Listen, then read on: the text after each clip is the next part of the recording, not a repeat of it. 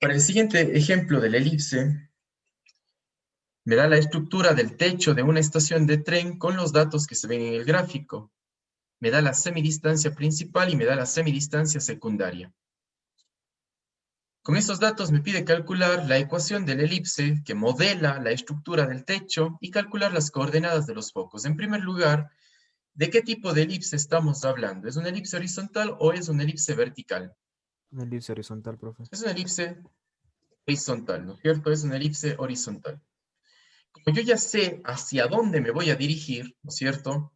Como ya sé hacia dónde me voy a dirigir, ya sé que es una elipse horizontal, puedo plantearme la forma que tiene la ecuación de una elipse horizontal, que es x menos h, todo esto elevado al cuadrado sobre a al cuadrado más y menos k, todo esto elevado al cuadrado sobre b al cuadrado, y siempre esto es igual a 1. ¿Sí? Cuando está en la forma ordinaria, la elipse siempre se iguala a 1.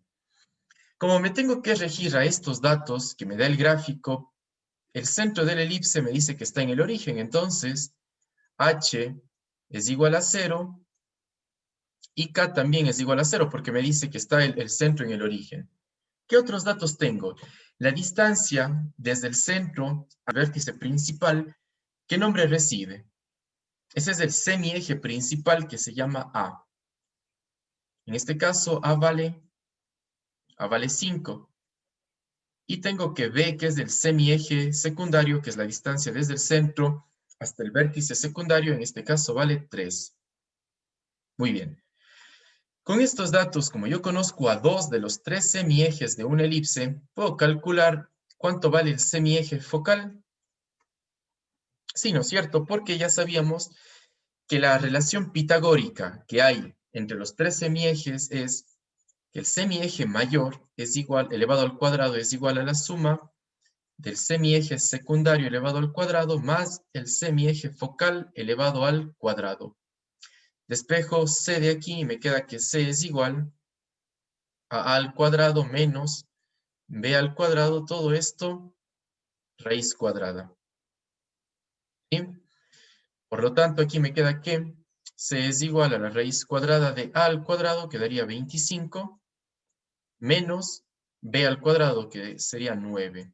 25 menos 9, 16. Raíz cuadrada de 16, c vale 4. C es la semidistancia focal. Es la distancia desde el centro hacia el foco. Esto vale 4, esto vale C. ¿No es cierto? Por lo tanto, vamos a lo que me pide el problema. Hallar la ecuación de la elipse. Ya puedo armar la ecuación de mi elipse, entonces me queda que la ecuación es x menos h, pero h vale 0. X menos 0, x al cuadrado, me queda x al cuadrado dividido para al cuadrado, sería 25.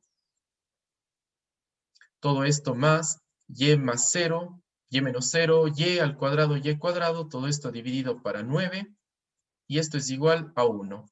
Esa sería entonces la ecuación que modela al techo de la estación de tren. Me pide además hallar las coordenadas de los focos. Si yo estoy en 0,0 y me desplazo 4 unidades a la derecha, ¿cuál es la coordenada de P2? En este caso, las coordenadas de P2, como estoy en 0, 0 en el origen y me muevo 4 unidades a la derecha, solamente me muevo en X. Entonces, estoy en las coordenadas 4,0 para P2 y P1 va a estar en las coordenadas menos 4 en X, porque ahora me muevo 4 unidades a la izquierda, y 0 en Y. Esas serían las coordenadas del foco P1. Muy bien, la siguiente pregunta nos dice, si dos personas se sitúan una en cada foco, como está aquí en el gráfico, una en cada foco, y una de ellas habla en cualquier dirección, el sonido rebota de manera que el ángulo alfa que forma esta dirección con la tangente a la elipse es el mismo que el que forma la dirección rebotada con la misma tangente. ¿A qué hace referencia esto? Si nos concentramos en el gráfico, ¿no es cierto? Tengo aquí la persona 1 habla en esta dirección, el sonido viaja en esta dirección y choca en este punto de la elipse. en este punto del techo. En ese punto, en este punto donde choca el sonido, se produce una recta tangente. Una recta que corta al elipse, que cruza el elipse en un solo punto. Se produce una recta tangente. Y el ángulo que se produce aquí entre el sonido, este ángulo de aquí entre el sonido y la recta tangente, entre el sonido emitido y la recta tangente, es el mismo ángulo que se produce entre la recta tangente y el sonido rebotado. ¿Sí? Son los mismos ángulos. Por lo tanto, la pregunta es, ¿hacia dónde se dirige el sonido rebotado con toda seguridad? Se dirige al segundo foco. Con toda seguridad, muy bien, Diego, con toda seguridad se dirige hacia el segundo foco, ¿ya? Es como jugar billar, ¿no es cierto? Si yo lanzo una bola de billar, topa en la mesa y el ángulo de rebote, el ángulo con el que rebota la bola de billar, es el mismo ángulo. Aquí sucede algo similar. Muy bien, entonces, la respuesta es eso. Con toda seguridad, se dirige hacia el segundo foco. Bien, vamos con la siguiente pregunta. Me dice, compruebe la propiedad anterior suponiendo que la primera persona habla en dirección al punto 4,9 quintos. 4 en X, es decir, si la persona está hablando en este punto, en el foco, y cae en 9 quintos, veamos en dónde se produce este punto. Como es un punto 4,9 quintos y la persona está hablando aquí en el foco, y me dice que el sonido, a ver, dice comprobar, suponiendo que la primera persona habla en dirección al punto 4,9 quintos. El punto 4,9 quintos es el que se produce aquí, justo arriba del foco, justo arriba de donde está la persona parada, ¿no es cierto? Donde está la persona de pie, está hablando hacia arriba, con la boca hacia arriba, y el sonido justo va a rebotar arriba de ella. Entonces, aquí se va a producir ahora mi recta tangente, ¿sí? Mi recta tangente. Para ello calcula, me dice, para ello calcula la ecuación de la recta correspondiente al sonido rebotado. Yo tengo que hallar la ecuación de la recta del sonido rebotado. Como yo sé que va a llegar al otro foco, tengo que hallar esta ecuación. ¿Sí? La ecuación de esta recta, que va desde este punto hasta este punto. La ecuación del sonido rebotado, la ecuación de la recta que modela la dirección del sonido rebotado. ¿Pero para qué? Para demostrar, ¿no es cierto? Para demostrar y estudia si pasa por el otro foco. Por lo tanto, para armar la ecuación de esta recta rebotada, no tengo que ocupar este punto, porque al final este punto es el que yo voy a demostrar que cruza por aquí. Si yo ocupo este punto para armar la ecuación, ya no tiene sentido, ¿no es cierto?, que demuestre que pasa por ese punto, porque es lógico que va a pasar por ese punto, si yo tomé ese punto para armar la ecuación. Entonces, está mal, no tengo que armar este punto de aquí. ¿Sí? Muy bien. ¿Qué puedo hacer entonces? Lo que yo puedo hacer aquí es obtener la ecuación de la recta tangente a esta elipse, ¿no es cierto? Y una vez que obtenga la ecuación de la recta tangente a esta elipse, yo puedo hallar el ángulo que se produce entre la recta de aquí, que es la recta del sonido emitido, ¿no es cierto? Porque dice que está hablando y el sonido llega al punto 4,9 quintos. Entonces, esta recta de aquí es del sonido emitido. ¿Sí? Es del sonido emitido. Puedo hallar la ecuación de esta recta, ¿no es cierto? La ecuación de esta recta. Luego de eso puedo hallar el ángulo que hay entre las dos rectas. Y como sé que el ángulo es del mismo, del sonido emitido y el sonido rebotado es del mismo, ahora, ¿qué conozco de la otra recta? Conozco un ángulo y si conozco el ángulo, conozco un punto por donde pasa la recta, puedo armar la ecuación de la recta que representa al sonido rebotado. Es una forma de hacerlo.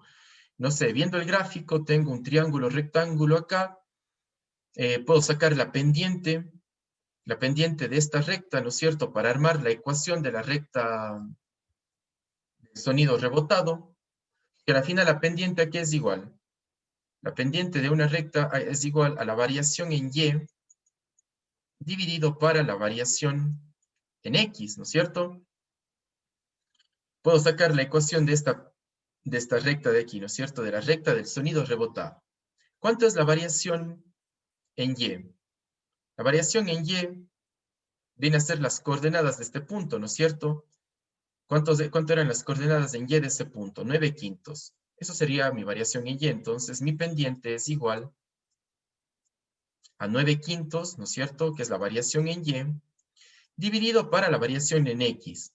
La variación en X viene a ser ¿qué cosa? La distancia desde el foco 1 hasta la distancia del foco 2. Si ya quedamos que C era la distancia semifocal, toda la distancia focal, ¿cuánto sería? 8. Eso sería mi variación en X. Eso es la pendiente. Variación en X, variación en Y dividido para variación en X. Ahí está. Variación en Y, 9/5, y variación en X desde aquí hasta acá. ¿No es cierto? Esto mide 4 de aquí y 4 para acá, 8 en total.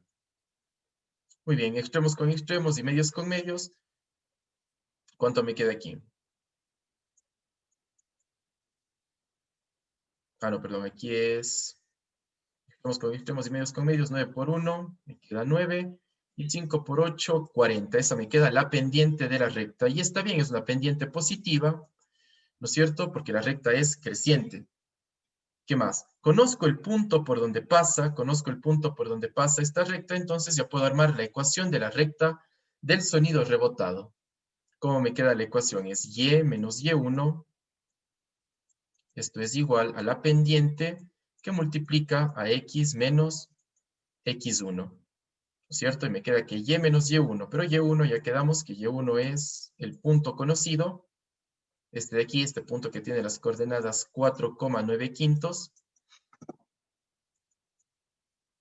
¿Sí? Entonces la coordenada en Y es 9/5. Esto es igual a la pendiente que ya calculé, que me salió 9/40, que multiplica a X menos X1, que quedaría X menos 4, ¿no es cierto? Que es el punto conocido en X. Finalmente despejo esta ecuación y me queda que Y es igual a 9/40 de X, 9/40 de X, menos 9 por 4 dividido para 40. Aquí, bueno, esto se va, me queda 9 décimos. A 9 décimos, y este que está con menos pasa con más. Aquí quedaría 9 más 9/5. Sumo todo eso y me queda la ecuación de la recta del sonido rebotado. Eso es lo que estamos hallando, ojo. La ecuación de la recta del sonido rebotado me queda Y es igual a 9/40 de X, ¿no es cierto? Aquí, si sumo esto, ¿cómo le puedo expresar este de acá? Cambiémosle. Más 9/5. Para poder sumar, más 9/5 es lo mismo que decir 18 décimos, ¿no es cierto? 9/5, 18 décimos es lo mismo. Aquí me queda más 9/5. Menos 9 décimos más 18 décimos es, perdón, aquí quedaría así, ¿no es cierto? 9 décimos. Más 9 décimos. ¿Ya? Y esta sería la ecuación de la recta del sonido rebotado. La ecuación de la recta del sonido rebotado. Ahora comprobemos si esta recta pasa por el punto, por el otro foco. ¿El otro foco en dónde estaba? El otro foco estaba en las coordenadas menos 4,0. Ahí estaba el otro foco. Entonces, si reemplazo el punto menos 4,0, si reemplazo este punto en esta ecuación, ¿cómo me queda? Me queda que 0 es igual a 9/40 de X, pero X vale menos 4, más 9 décimos.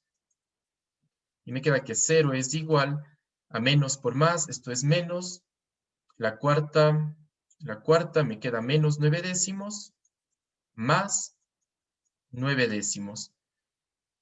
Esto se hace 0 y me queda que 0 es igual a 0, demostrado que ese punto pertenece, ¿no es cierto? 0 es igual a 0, demostrado que este punto pertenece a esta recta. Entonces, demostrado matemáticamente que si yo hablo hacia el techo, ¿no es cierto? Hablo hacia este punto de aquí, el sonido llega porque sí al punto de acá, al otro foco.